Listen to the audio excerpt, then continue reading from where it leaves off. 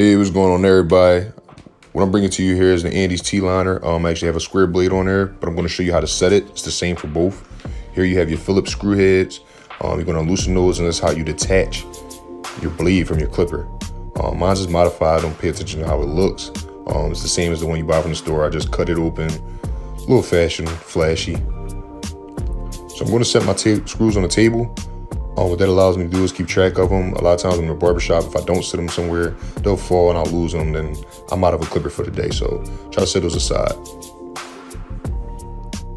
So now that I'm detached, you have your top bleed and you have your bottom bleed. The bottom bleed is to the right, top bleed is to the left. I'm going to be working with both, but for right now, set that down. Here you have your T-bar. The T-bar has 2 Phillips screws on it as well. This helps with aligning the bleed.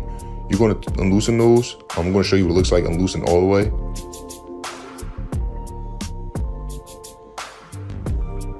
Here you go. So now this is moving very easily. I have a lot of range of motion on there, but I want to limit that when I'm setting the bleed, because what that does is it gives me a difficult time if it's moving too much. So I'm going to put this bottom bleed back on. It's actually a cutting bleed. See the free range of motion. I'm going to limit that by tighten the screw just a little bit, not all the way, maybe like 80%. Some may say 75. So now it's limited to where I like it. You can make it tighter, it'll move less. So what I want to do is turn this bleed upside down and press it down on the table. What that does is it makes these both parallel. You don't want neither one of them to overlap. If it overlaps, that means that it's going to be cutting somebody. So that bottom bleed overlaps the top bleed, it's going to cut somebody, it's going to hurt them. If that top bleed is higher than that bottom bleed, it won't cut at all, it won't be sharp. So what I'm doing is now I have it set the way I want it. I'm going to tighten the screws a little more, and I'm going to check. So how I check is I use my eye and see if it's overlapping, make sure they're parallel. I also rub my finger across the top to see if it's going to grab my finger, if it'll bleed overlapping, and it's actually good. So I'm going to turn it back upside down carefully, don't readjust it. And I'm going to go ahead and tighten it 100% of the way. And I'm all set. So now what you can do is you can attach that back to the clipper. And checking it again, make sure it's all good.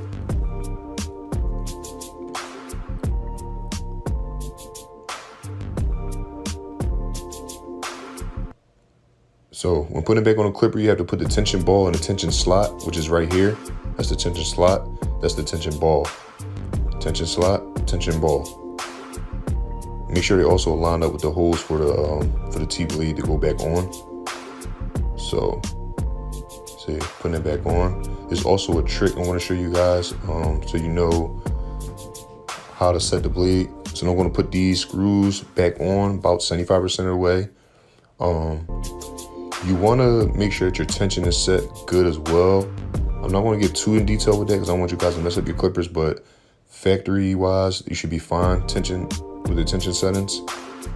So once I get these screws on here, like I said, about 75%, there should be a gap with the tension ball and the tension slot about a half a moon, not even half a moon, a quarter of a moon maybe.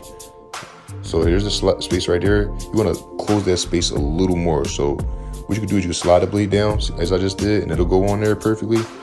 Or you can tighten that black screw, which is your tension screw, and it'll begin to apply more pressure to the bleed, which is tension. So mine is set where I want it, so I'll go ahead and lock that back in 100% as I don't shift it. Checking it. Continue to check your bleeds, turn them on, make sure they don't shift.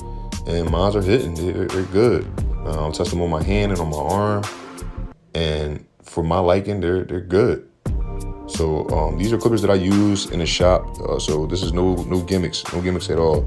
So if you want to ask me any more questions, you want to continue to watch my videos, please like, subscribe, share, and watch me build. Watch me continue to give out this information, because I'm not withholding any information. Whatever you guys want to know, let me know, and I can go ahead and maybe make a video or answer you in the comments below. Thanks. Image the Barber, I'm signing out.